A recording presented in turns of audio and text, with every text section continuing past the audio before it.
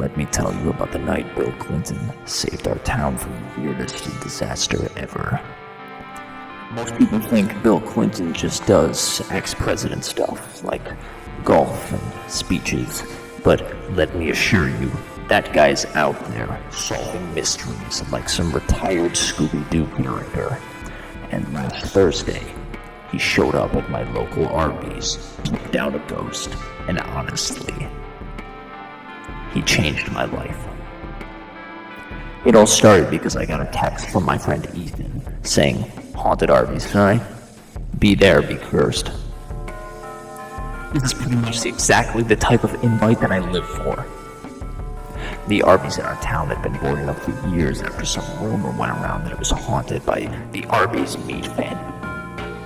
I know, it sounds fake, but people swear they'd seen a floating roast beef sandwich and heard strange voices whispering in the middle of the night. So, of course I went. When I got there, the place was completely empty, just like Ethan promised. It looked super creepy with all the dusty booths, flickering lights, and the distinct scent of old curly fries. Ethan, looking like he was about to either run away or cry, pointed towards the back and whispered, "I swear I saw something move behind the counter." Just as I was gearing up to either run or grab a rusty mop for defense, the door swung open. And guess who stepped in? Bill frickin' Clinton. I'm not kidding. There he was, looking all calm, wearing a bomber jacket with a t-shirt that read, "I still got it." He casually walked up to us and said, "Here you kids got a ghost problem?" My first thought was, how did Bill Clinton even get here? My second thought was, this is the coolest thing that's ever happened to me. Before we could even explain anything, he said, "You guys might want to take a step back. I'm about to bust this case wide open." He pulled out what I can only describe as a mystery kit from his jacket. A flashlight, a magnifying glass, and what looked like a ghost detector app on his old BlackBerry. Ethan just looked at him like, "Is this really happening?" Bill turned to me and said, "Kid, you got courage. What's your name?" I managed to mumble, Ryan." Then he patted me on the shoulder and said, "Good, Ryan. You and Ethan are my deputies now." I swear, I could have fainted. As we made our way behind the counter, the ghost detector started flashing and beeping. I could feel Ethan shivering beside me. Suddenly, a raspy voice echoed through the room. "You can't handle the meats." The lights flickered, and I nearly dropped my phone. Bill just nodded and said, "Yep, classic meat fandom. I've seen this before, back in '96, but that was a Burger King." He pulled out a weird vial of what he called anti-meat phantom serum from his jacket. Before he could explain more, a shadowy figure appeared at the other end of the room, looking like a floating sandwich with eyes. I'm not joking. It looked like a cursed Arby's beef and cheddar. Bill shouted, "Stand back!" and threw the vial at the meat phantom. It exploded in a puff of smoke and what smelled suspiciously like horseradish sauce. The meat phantom let out a shriek and then vanished, leaving nothing but a trail of shredded lettuce on the floor. Then, the light came back on. He lifted his hands off and said, "Another mystery solved." I think my jaw was on the floor at this point. But the strangest part came after that. Bill walked over to us and said, "Listen, don't tell anyone about this. People wouldn't believe it anyway. Keep it between us." Then, he handed each of us a coupon for a free Arby's meal and said, "In case you ever get the craving, just remember, Don't go looking for ghosts unless you're ready to handle them. Then, just as quickly as he arrived, he tipped his invisible hat and left. The next morning, we heard the Arby's was reopening after years of being closed, and no one ever reported seeing the meat phantom again. So yeah, if anyone tells you that Bill Clinton's just a former president, they have no idea. Kamala Harris and the Haunted Bed and Breakfast of Doom, a grimy tale of terror. It was a chilly, fog-laden October night, the kind where shadows twist into unexplainable shapes, and somewhere in the remote hills of Maine stood the infamous Pine Hill Bed and Breakfast. And that's where Kamala Harris, on a quiet weekend road trip gone wrong, found herself. She hadn't planned on stopping there, but her GPS led her astray. When her phone ran out of battery in the dead of night, the only building for miles around was this old bed and breakfast. The place looked like it hadn't been cleaned since the 1800s. Moss crawled up the walls. The air smelled faintly of horseradish. The owner, a woman with wide eyes that didn't seem to blink, and nails that looked suspiciously claw-like, greeted her with an unsettling grin. "We've been expecting you," she said in a voice like cracking wood. I don't have a reservation," Kamala replied, feeling an odd chill. The woman's smile grew, wider than a human mouth should ever stretch. "Everyone's welcome at Pine Hill, especially for tonight." As Kamala followed her up the creaking staircase, she couldn't shake the feeling that eyes were watching her from every shadow. When she was finally shown to her room, she forced a polite smile and thanked the woman before closing the door. The room was uncomfortably cozy. In place of the usual generic hotel decor, everything was drenched in deep red. Red walls, red carpet, even red light bulbs in the lamps.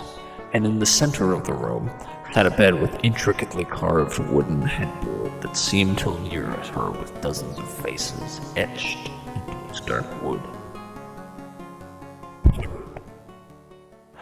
She turned, but there was nothing there. She shook it off, blaming her nerves and jet lag, and climbed into bed, pulling the musty patchwork quilt over herself. But the moment her head hit the pillow, she felt something cold touch her arm. Icy fingers slipping up and down her sleeve. She jolted up, only to see nothing. But then, she heard a voice. "Come on. Come on. We've been waiting for you." In the dim glow of the red lamp, she saw a hand, impossibly long and thin, stretching out from under the bed. She yanked herself backwards, pressing up against the wall, and then disappeared, only for the headboard's carved faces to start shifting. Their eyes moved, following her.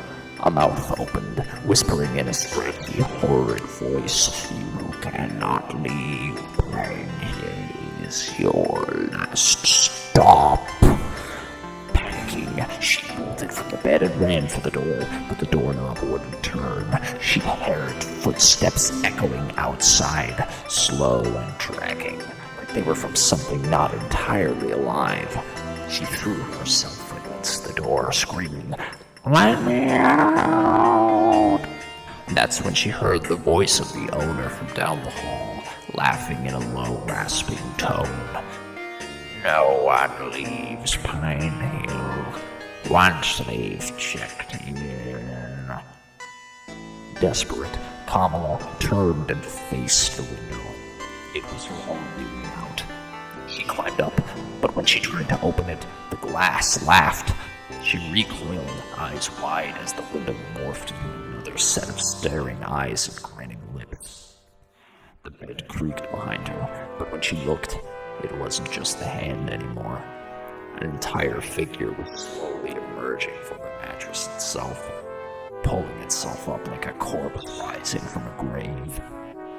The thing had Kamala's face, but twisted and grotesque, grinning wider than any human mouth could, its eyes wide and hungry, bolting in opposite directions.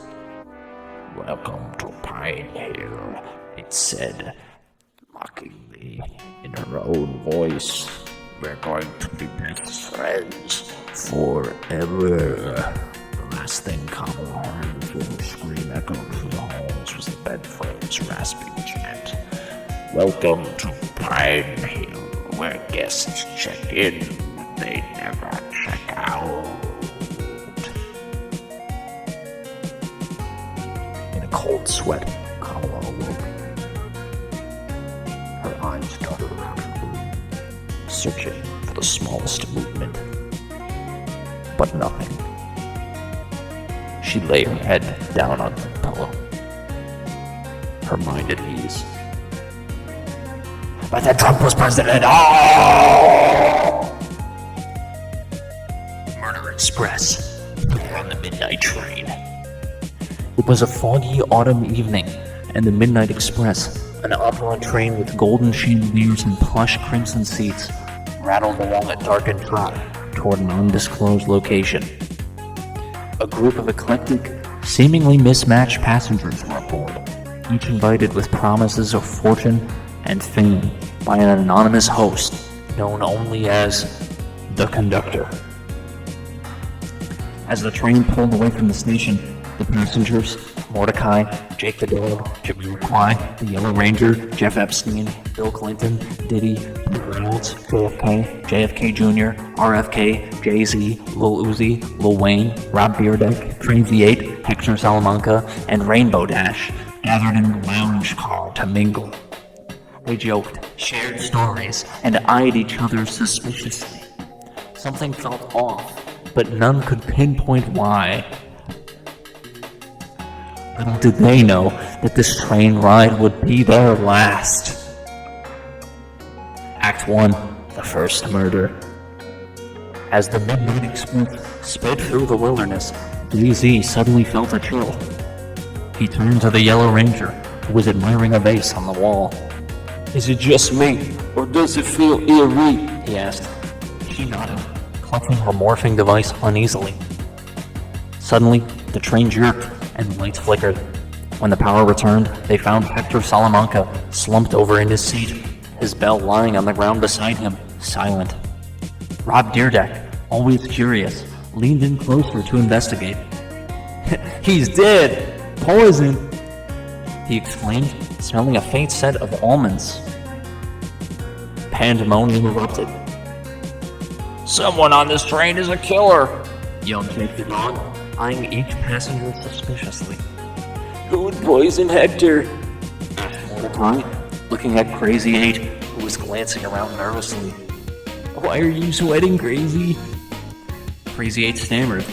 "I swear, I didn't do it. I barely even know Hector." "Well," said JFK Jr., "I think it's obvious we need to stick together. We'll have safety in numbers." everyone nodded in agreement, except Jeffrey Epstein, who had wandered off into the dining car. Act 2, a grisly discovery. As the passengers regrouped, a blood-curdling scream pierced the air. They rushed towards the sound and found Jeffrey Epstein sprawled across the dining room table, a steak knife embedded in his back. Diddy looked away, horrified, while Lil Uzi took out his phone to document the madness. This is insane. 2 murders in less than 1 hour? This shit is not worthy of a flower, muttered Jay-Z. RFK stepped forward, his voice steady. "We need to work together to solve this. There's obviously a killer among us. They're picking us off one by one." Spoke up. "We can't let fear get the best of us. I say we split into pairs and search, each cover for clues. Whoever's responsible can't hide forever. The group reluctantly agreed. They split up. Mordecai with Jake the Dog, Jamiroquai with Lil Wayne, the Yellow Ranger with RFK, JFK Jr. with Jay-Z, and so on. Rainbow Dash, who didn't have a partner, opted to fly overhead, scouting each car with her keen Pegasus eyes. Acts 3. Clues and Accusations. In the sleeper car, Mordecai and Jake the Dog found a mysterious note under a pillow, scribbled in messy handwriting. The conductor knows everything. The conductor sees all. They exchanged nervous glances, wondering if this conductor could be the killer. In another car, Jamiroquai and Lil Wayne discussed Hector's missing bell, smeared with a dark substance that looked suspiciously like poison. Meanwhile, JFK and RFK Jr. stumbled upon a red leather glove tucked behind a sofa. It's small and covered with ash. Maybe it belongs to Rainbow Dash, Jay-Z speculated. The pairs regrouped in the lounge car to share their findings. Everyone was on edge, each with growing suspicion towards the others. Bill Clinton, visibly shaken, accused Crazy 8. You knew Hector. You could have done it. Crazy 8 snapped. And what about you, Bill Clinton? You close to Jake Epstein? Maybe you were settling the score. Arguments erupted, each person accusing another, the tension growing unbearable. Then, out of nowhere, the train plunged into total darkness. Act 4. Final showdown. When the lights returned, the Yellow Ranger was gone, replaced by a trail of glowing yellow dust leading to the caboose. As the group followed the trail, fear and determination lingered in their eyes. As they entered the caboose, they were greeted by a ghastly sight. The Yellow Ranger lying motionless on the floor, surrounded by shattered glass and a pool of yellow liquid.